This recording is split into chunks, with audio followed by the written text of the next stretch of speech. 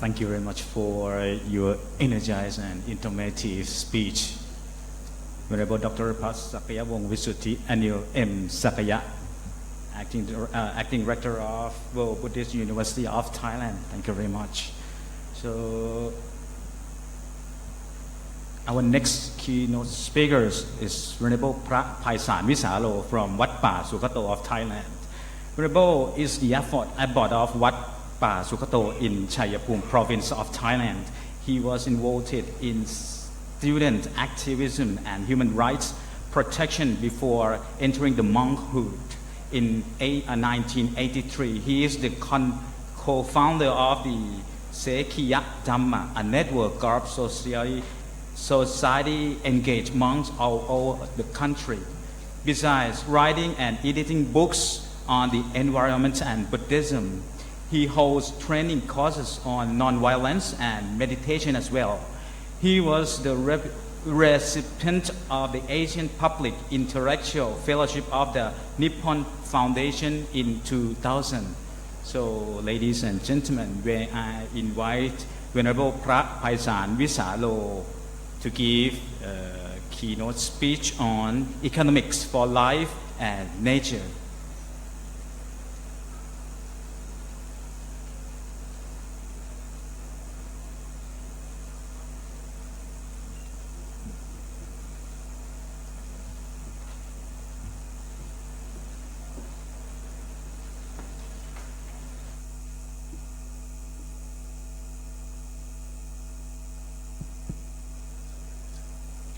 Venerables, colleagues, and friends in Dhamma. When I was first invited to give a keynote speech on economics and sustainable development, I was surprised. First, because I was not economist. And secondly, I think that sustainable development has been involved with a lot of disciplines, not only economics, also politics and social science, etc. Another reason is that economics has impact and connected not only sustainable development, but it can have impact on the vast scale and on the issues that is more important than sustainable development. So my talk today will be, the title of my talk is Economics for the Quality of Life.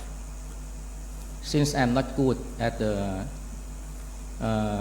giving simultaneous English, I will read from my paper. So you should be sure that 30 minutes is enough. Everybody will be have lunch on time, because I already calculate about 27 minutes. Ajahn Buddhadasa was a great monk scholar who made a lot of significant contributions to modern Thai Buddhism. One of them is to make Thai Buddhism relevant to the modern world with his deep understanding of modern knowledges and Buddhism as well. He did more than any of his contemporaries in inspiring Thai Western educated people to embrace Buddhism as the guidance for living. He has expanded the domain of Dhamma into the daily life of lay people. Dhamma practice is not necessarily confined to monastery or temple. We can do it anywhere, even in our home, our kitchen, or our office. As he repeatedly reminds us that doing work is Dhamma practice.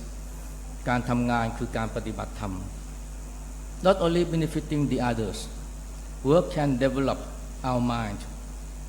We can use any work as an opportunity to develop detached mind.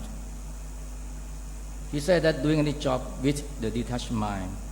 In other words, according to Ajahn Buddhadasa, temporality and spirituality are not opposite poles. Any temporal or worldly activity, if nothing less than Dhamma, it always involves morality or silatham. He once said that, quote, everything is about morality. Whatever human invented, organized, or executed to solve human problems is morality, unquote.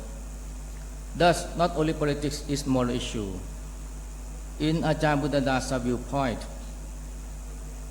economics is a branch of morality, since it is the body of knowledge where, quote, we can make the most of nature at its best for the sake of human being and deva, and for the most benefit of the rich and the poor as well, unquote.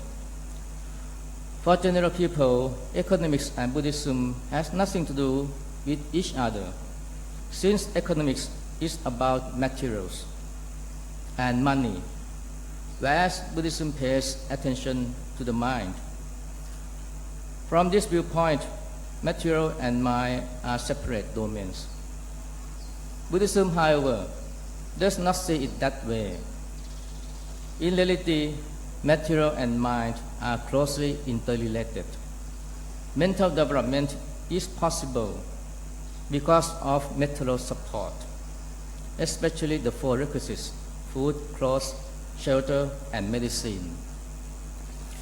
The Buddha once said that to realize mental development, we need seven suitable things, sapaya, two of which are suitable food and suitable abode. If you are hungry or have difficult living conditions, mental development is hardly possible.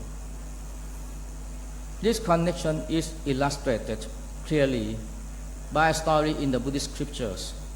One morning, while the Buddha resided in Shetawan monastery, he was able to perceive with his psychic power that a poor peasant living near the city of Alavi was mature enough for enlightenment. So he set off walking to that city. When he arrived, the people of Alavi were delighted and welcomed him warmly. In the morning, a lot of people came to listen to his talk. However, the Buddha stayed silent and waited for this poor peasant to arrive before starting the talk. That poor peasant has arrived the place quite late because that morning one of his cows disappeared. Despite his eagerness to listen to the Buddha's discourse, he decided to look for the cow first. Once he found the cow, instead of going home and take food, he went straight to the city to listen to the Buddha's discourse. By the time he arrived at the place, he was exhausted and hungry.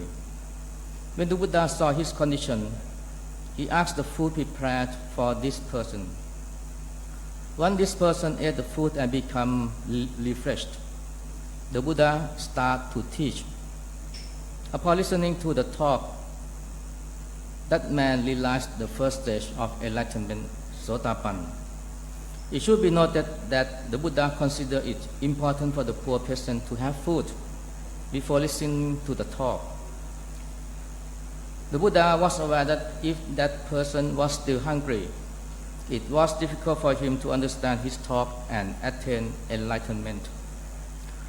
Not only spiritual enlightenment, decent or moral behavior needs food and material support too.